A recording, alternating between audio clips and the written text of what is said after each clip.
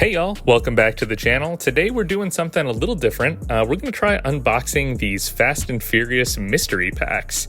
I picked up 4 of these initially. These are made by Jada, and the series is called Nano Hollywood Rides. And check out all these that you could get from these mystery packs. Some of them I really don't care about. Some of them I think are pretty sick. So without further ado, let's see what we got in bag number 1.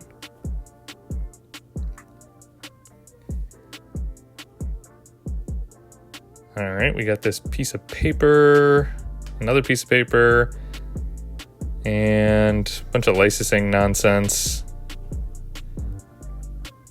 And this other one, more legal jargon, don't swallow, stuff in other languages. All right, so let's see what we got. All right, so this is a pretty iconic car. This is Dom's 1970 Dodge Charger. You know, there's a Dodge Charger in every movie. I'm going to call this the one from the first movie with so much torque that it twisted the chassis off the starting line and all that nonsense. My initial impression is that it's kind of not great. It doesn't roll very well.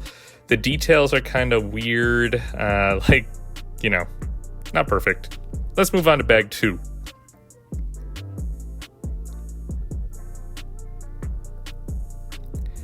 All right, well, there you have it. Bag 2 is a Jeep Gladiator. So I actually had to look this up a little bit because I don't remember seeing a Gladiator in the movies, but I guess in Fast 9 and 10, Tej drives it, and there you can see it.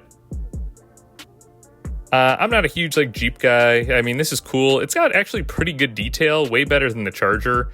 Same thing, doesn't roll very well, but okay, it's totally fine.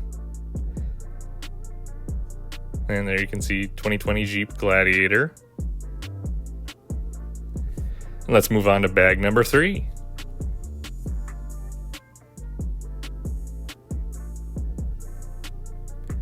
Okay, so this is another pretty iconic car. Not as iconic as the Charger, but I think it's just iconic in terms of just ridiculousness of this movie series.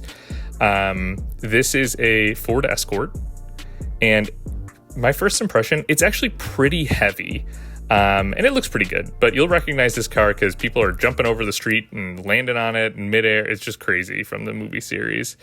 But it doesn't roll very well. Details are all right. I like the vinyl on it. And for our last bag, let's see what we got.